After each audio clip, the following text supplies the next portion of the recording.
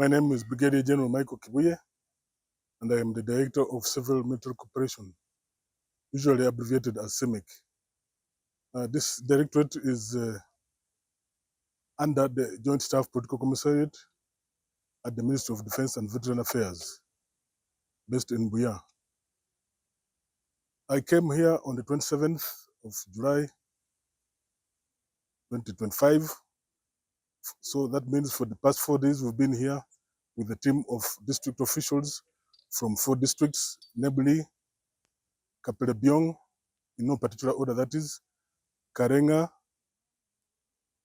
Kitgum, and Lira. And they're also accompanied by others from Kotido and Kabong. So we're basically here for a workshop, an induction workshop, which we think that should benefit the population during the disarmament process. A disarmament process which has been there for donkey years. Now we think that the way to go is CIMIC.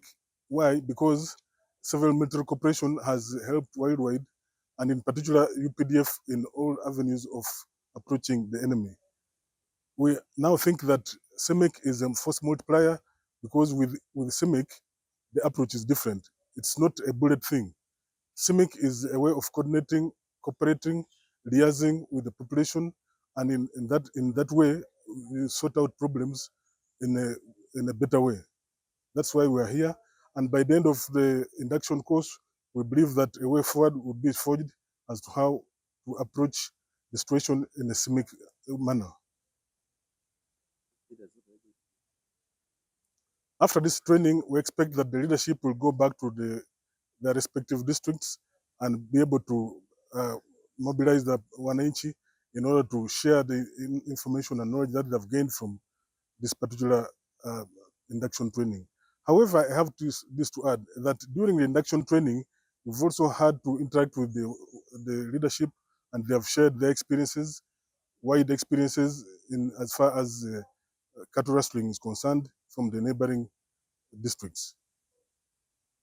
I'm Captain Edwin Mawanda, the Public Information Officer for 5 Division in Acholi. Here today, we are at the Gracious Hotel. So far we have finished our 3 days induction course, and today we are summarizing our induction course. The purpose of this induction course, it is to enhance coordination and support in coordination in this disarmament exercise, which is ongoing in northern Uganda, some areas of northern Uganda, and the Karamoja sub-region. Recently we established 7 coordination centers in different districts. Here we have a representative from different districts of Lango, Acholi, and Karamoja. The DSOs, the RDC, NGOs, women leaders, and many others. So the purpose of this is to create a good coordination, a team, so that we can coordinate well with the local community and the leaders down there. And what we have come into the deliberation of this induction course, leaders now they have got the skills, and we have got the way forward, and how we are going to be coordinating with the leaders and the local people in those affected areas of Kamajongo riders. Generally in our area here, as I talk, the security situation in our place is fine in northern Uganda, though there are some areas where we have some characters of some brothers of ours who come and ride animals and they go, but the rate of the let's say the rate of cattle safety in our region here in 5 Division, it has dropped down, though there are some few elements, those who are still sneaking and come and take people's animals. Basically, there are some centers we established in Chitugum and Chitugum district. Those are coordinating centers. In Chitugum, we have the centers, Kotido, we have the centers, Karenga, and the Kabalobiong. Also, we have centers, those that is civil military cooperation coordinating centers. As you are aware, UPDF is a people's army. We want to get close, we are close to the people, but we want now to look at the areas like, let's say now in Karamoja, where our brothers have been crossing to go to Sudan, and they buy guns, and then they come and start disturbing the region. That one we have looked at, because some brothers of ours, at times, sometime back, and even up to now, some they bring the guns voluntarily. Someone comes with a gun and hands it over to the security committee members, and they promise them to give them some other supporting something which will help him to generate the money. But some guys, they have not received that is supporting something to do, or let's say like to support them so that they can go away from those activities already in neighbors and terrorizing the area. So now you can summarize, what will they go and do? So our brothers here, our community leaders and our leaders and we as the UPDF, our message back is now to go and coordinate, and we support those centers, like doing like civic outreaches. We pass the message to our brothers there, those who have been either doing wrong things in the community, raiding animals and disturbing the region.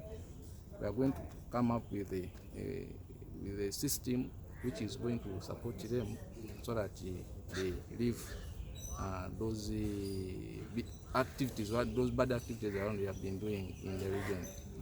And our leaders, they are happy, and they are going to send the message to other leaders who remain behind, and also to the community, to the population, so that they get the importance of living in an area in peace. My name is Segawa Jimmy Ebil. I am the resident district commissioner of Kitgum district. We have been here since Monday on an induction training on how best we can coordinate, how best civilian leadership and military leadership can coordinate disarmament and generally stop cattle rustling within the communities that are bordering Karamoja. We have benefited immensely on this, and we've known that for us to stem cattle rustling, one, we need a coordinated approach within the military and civilian population and civic leaders.